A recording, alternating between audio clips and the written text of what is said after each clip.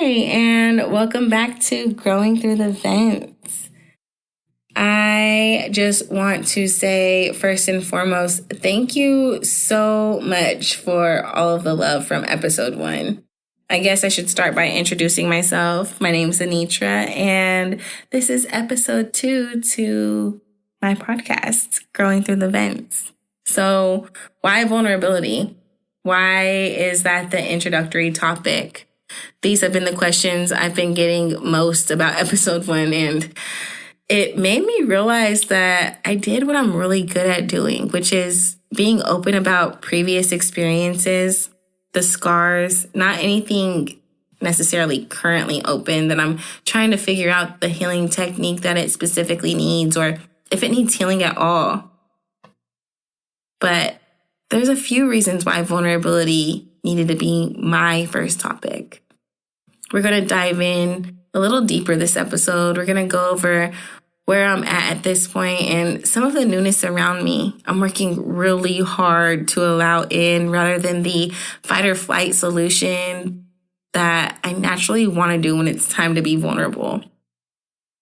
And as someone who used to be a people pleaser or have people pleasing tendencies, I have found that keeping all of my worlds separated selectively is often the most peaceful for me. And as I'm sure you can all imagine, having a whole lot of people, especially older brothers that just love you and want to look out for you, can be a lot, for lack of better words. And even with it being the blessing that it is, it was hard for me to have my own identity or even experience life for myself. I'll be 30 in July and I'll still get a text or call talking about so-and-so said they just saw you, or, oh my gosh, you're so-and-so sister. Wow, I remember, and someone try to draw a memory. It's taken so much self-work to get to this point of confidence in the decisions I need to make for me rather than the ones everyone else tried to. Even if their intentions were what they felt or what they thought I needed was best for me. And I let myself sit in that box for a long time while I listened, observed, and took mental notes as others were going through their journeys. But before you're like, "Aw, Anitra," it wasn't that I didn't know I didn't have to sit there stuck in a box, but the amount of life experiences I got from my life already and watching as the boys were going through their experiences and how all of their experiences ended up impacting me, I just kind of knew better than to have to go through any unnecessary traumas, especially the kind I was already a witness to. And now grown enough to know that some experiences are inevitably part of the journey. But I didn't feel it were necessary to go to parties and kick it. The boys did that downstairs, and I probably can guarantee they were more fun, even for me, than most parties I would have encountered. Not that all of those stories are mine to tell, but from my perspective, my nosy through the unfiltered vents perspective, I knew enough to know better for myself that my energy isn't for everyone, especially if it's going to end up with me as a nickname on someone's wall or to bring temporary or unnecessary people around. Respectfully, I, to an extent, kept myself in that box. So keeping my world separated has allowed me to have an opportunity to go through growing experiences privately, process situations, and have more control of how I blend them all together.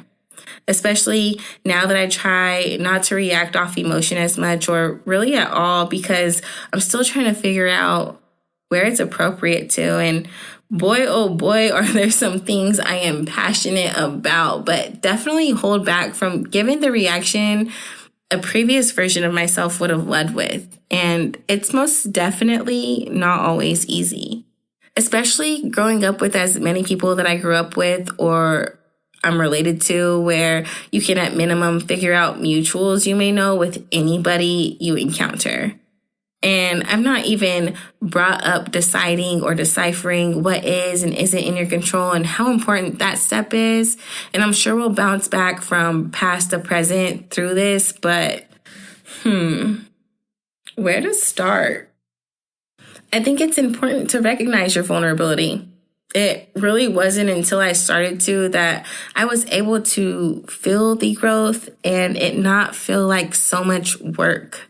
Now, I know I said I recognized my insecurities, or at least some of them, in 2016 and began to recognize that vulnerability and I had a toxic relationship post-breakup, which was roughly 2020, 2021.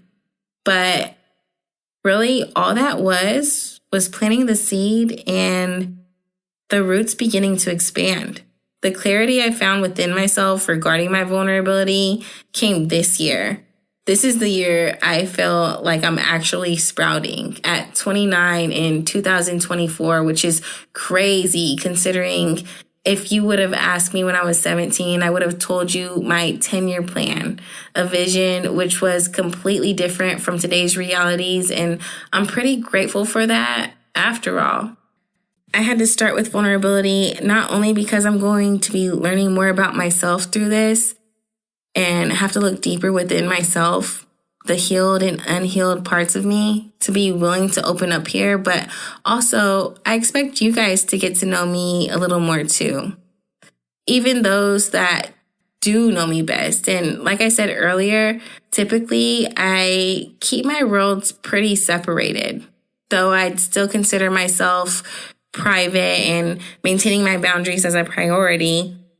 I'm still very transparent and will definitely be with all of you, which isn't supposed to be taken personally by anyone in any of my roles, as I try to be clear that I know that these are my experiences and my perspectives. But I also know anyone involved at any point on my journey will have their own experiences and perspectives of even the same situations, and that's okay.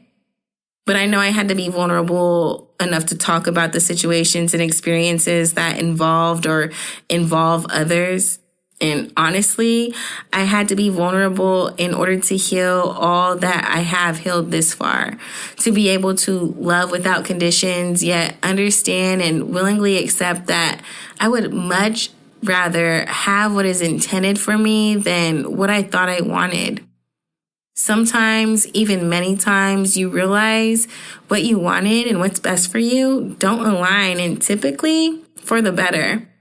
But to understand the difference between what you want and what's best for you can be a really thin line. To me, that's why it's most important to get to know yourself so you can trust yourself in knowing the difference. It's helped me understand that anything I may be confused about probably isn't for me. Let me explain though. Any Chiefs fan should confidently be able to tell you the game isn't over till it's over. It doesn't matter if we're down by 10 in the fourth quarter. When you know your team is going to make the moves to put them in the position to win, you move with confidence. It doesn't mean you're going to win every game, but it means that you know you're at least 10 toes down for yourself to potentially win by 11. And maybe you lose a few games more than projected. The point is to not let them stop you. So maybe you have a rough preseason or even some regular season games. It doesn't mean you won't get to the championship, let alone not get the ring. You see, there's more to vulnerability than just being vulnerable with others. It's also the first step you have to take in order to recognize anything in the mirror that you feel is worth making changes to. It's being vulnerable enough to take the steps in order for you to get the outcome you're looking for from yourself. It's one of the first steps in holding yourself accountable to your life and how you view it. For me, it helps me keep the boundary between being gentle and being soft. And like I said in episode 1, how people view your vulnerability is not your responsibility, but how you let people treat it is.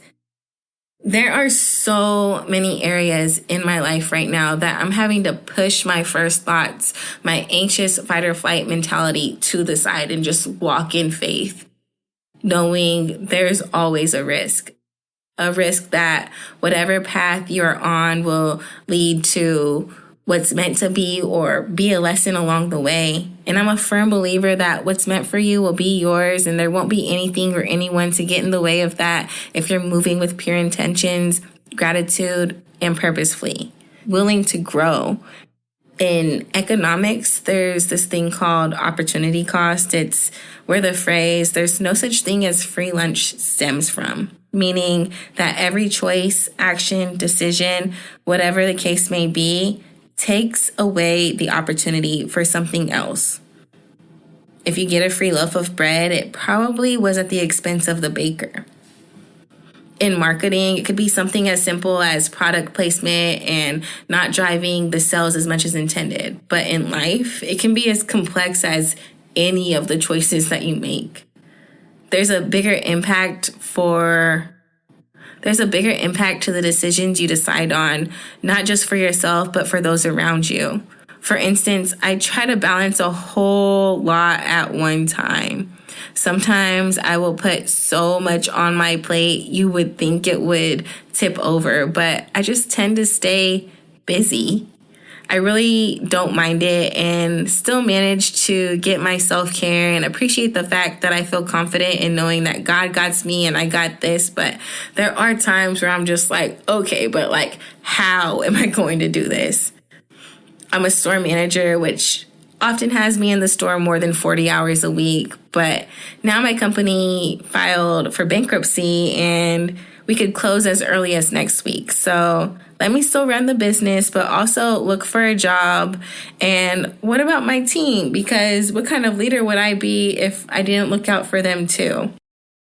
And I'm back in school for marketing and advertising, and I want to get it done so I can unlock some other goals I've been holding on to. I have business plans and proposals that I'm working on with myself and with others, and I still have a whole lot of people that I try to make time for, especially my nieces, my nephews, my god babies, and I'll drop whatever I need to at any time if they need me to. And when there is someone special that fits well in my world, that uplifts me to reach my goals the way I would them with their goals, absolutely, I give them the time to. I won't lie to y'all, though. Staying busy is a big reason the podcast got delayed. I was waiting on time to open up for me, to be able to give the attention that I wanted to. But in reality, there is no perfect time. Now, there is a right time for some things, but it doesn't mean perfect. I finally felt like this was the right time for me to start the podcast. In the midst of all the other things going on around me, this was something I knew I wanted to put somewhere on the top of my priority list. I was worried for a while about the pressure of having to stay consistent, and that was going to come with opportunity costs. It was going to be taking time away from other things, and wow, I have a lot going on right now. Can I really afford to add something to the plate? If so, what was it going to be taken away from, and was it worth the risk? So far, it feels worth the risk, and honestly, I'm glad to have adjusted my time to be able to do something that feels good to me for me. And bonus points if you guys enjoy it too. I was telling you guys earlier how I can tend to have some people-pleasing tendencies, or used to, or something that I really work through, which I had to pry open my fists to let go of, especially if what I'm saying, doing, experiencing is going to interfere with other people's feelings or emotions. And please don't get me wrong. I 110% value and appreciate opinions and perspectives. I listen and have a sense of awareness that will most definitely hear you and take it all into consideration. But ultimately, your perspective is your perspective. And yeah, what you're saying may broaden mine, and maybe it's exactly what I need to hear. Maybe it's confirmation, but I trust myself and personally trust my relationship with God enough to know the difference for me. It's a big factor in my reasonings behind diving into vulnerability. The podcast being the most critical reason behind the topic. It's the umbrella everything else is under at this point. It's me being able to blend my worlds freely in a safe space that I'm creating with you guys. So let's dive in, shall we? Let's talk about my vulnerability that I've been facing this year within work, myself, my goals, relationships, including friends and family, and then how I took my time to get to the point to be ready to be vulnerable with someone after a breakup that was low-key more toxic than the relationship. Let's go ahead and talk about the things I would typically be more selective to talk about and start to blend my worlds together. I know you're probably like, girl, skip the work, just jump to the more interesting things, but work's a fresh one. Last week, my company informed us that they filed for bankruptcy and that our stores will begin our closing process the next day, letting customers know before we had an opportunity to reach our teams to let them know. And honestly, as mad as I want to be, I knew and know anywhere I go to work for that this is a risk.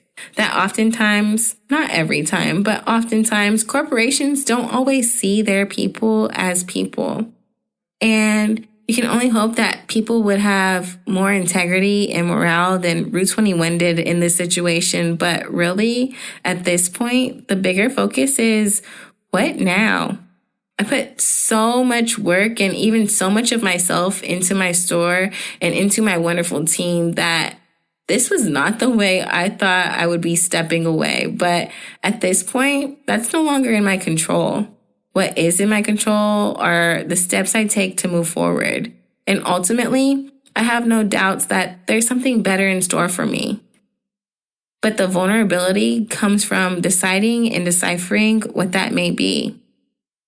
Having 17 years of working experience along with the goals that I have could leave room for more trial and error situations, which is perfectly okay and bound to happen in many situations. But right now, this is the time I've been putting a whole lot of pressure on myself. Not negatively, but pressure makes diamonds when calculated properly, and I'm trying to make sure I'm applying the right amount of pressure in all the right areas right now. So trusting the decision on where I'm going to next has been a pretty frequent thought the past few days. And I know it will all iron itself out if the decision I make ends up not being the best fit. But if deciding is the one thing I have left in my control, then I hope I make the decision that best fits me. I can't express enough. It took a lot of work to get to this point, to be this positive person, this person that's just free where the shy girl used to be. Earlier, I was telling you I kept myself in a box, but that I wasn't forced to stay in there. Sometimes I would step out of it only to step right back in, and I knew I was safe and protected, and I'm blessed to know I still have access to going back there, but grown enough to know I never want to have to. And sometimes, especially for the people that knew the more sheltered version of myself, maybe even more so for those that did the sheltering, it's hard to see past the box and all of the experiences I had to have in order to be this far away from it. To have the growth and perspective I have based on the roots of the box, but just did the work to grow past it. I really dove in to get to know myself, recognizing my cognitive behaviors and narcissistic traits that I no longer wanted to react with. To be comfortable being alone, and I went to therapy, I read books. It was almost as if I were reprogramming myself from who I thought I was going to be to just being who I am, confidently and consistently. I grew up around a lot of perspectives, around a lot of advice and guidance, and I love my not-so-little village. I wouldn't be who I am without everyone that played a part, but there are times where I have to take their advice and stand 10 toes down for the choices I make for myself, because having so many people around often leads to having a whole lot of opinions of what you have going on and what you're doing for you. And like I said, opinions and perspective are valid. Wholeheartedly, I value everyone's perspective and opinions. However, just because you share yours doesn't mean I will necessarily change mine. Especially if I already took your perspective, the one that you gave me, not the one I assumed, into consideration, but you're not willing to see or hear mine. Knowing I do not have control over anyone else, their feelings, emotions, actions, reactions, that I truly only have control over myself, and understanding what is and isn't in your control helps bring comfort in situations where others may not be so understanding. But again, this is when it is most important to feel confident in knowing yourself, in knowing the decisions you make will help you grow no matter the outcome. That you always know there are choices in every situation, that you're able to have healthy communication based on understanding that though you're not responsible for other people's emotions, how you communicate can really impact how receptive someone's going to be. Knowing everyone communicates differently helps me remember to not react off emotion, because I would rather clearly get my point across in hopes of a resolution or understanding than to create chaos in anyone else's world. And again, I'm going to emphasize to you that I put a whole lot of work into being this girl that I'm proud to be. 5 years ago, I was a completely different girl, which is a big reason why nobody has seen me step out with anyone else since the breakup. It's not that I haven't thought about it or maybe even want to. I am most definitely intended to be a wife one day and look forward to whenever that may be with whomever that's intended to be with. I had been at a really low point and just didn't want to make anyone else have to experience her. The overly anxious, panic attack, codependent, depressed, insecure, reliant, guilt-tripping, narcissistic version of me. The versions of me that didn't have control over my emotions. And I probably wouldn't have recognized and willingly changed those things if I didn't go through the roller coaster of the breakup, of going back and forth in the patterns that always led to the same outcomes. But I grew more conscious of the situation, which in turn made me more self-aware. I grew and paid attention to the patterns that inevitably occurred until I learned all that there was for me to gain from the experience to help me grow. Until I recognized what it was that I was trying to hold on to, but hadn't received in a long time, literal years, to even have a hold of anymore. And then realizing that what I was holding on to was feelings or emotions that could really, truly only be connected back to me. I started to give myself what I was trying so hard to get from someone else and realized it shouldn't be that hard. It shouldn't be confusing. And maybe now I know my value a little more. I feel like majority of people go through a long breakup or the experiences of a long breakup, inevitably. But that's really a story of its own. I just realized that when you are leveling up on your growth, and my experience and the experiences that I've seen around me, is you'll have to go through some things over and over and over again until you figure out what you're supposed to learn from it to help you grow. Sometimes it's the same situation, but in a different form. And don't be surprised if it is reoccurring until you're certain that you're putting in the right answer.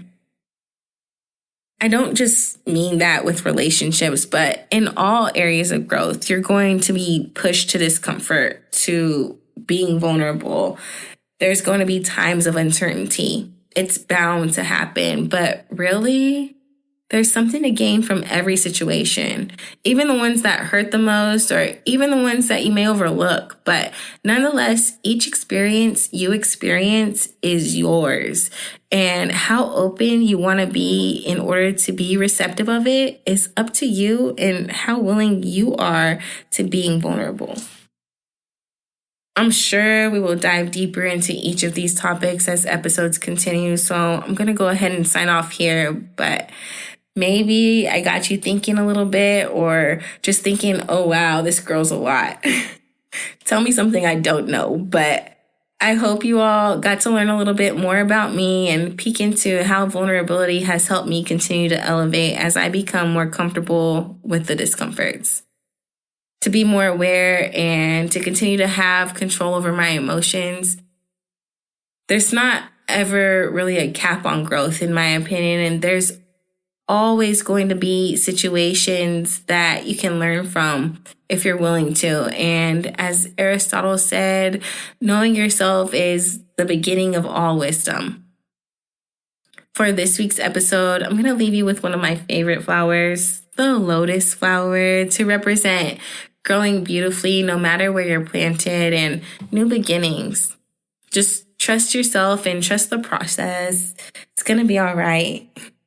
I appreciate you guys spending some time with me and being a part of this safe space. I hope you guys enjoy unconventionally growing through the vents with me and continue to grow with me into episode 3. Y'all stay blessed, and I'll talk to you soon. Bye.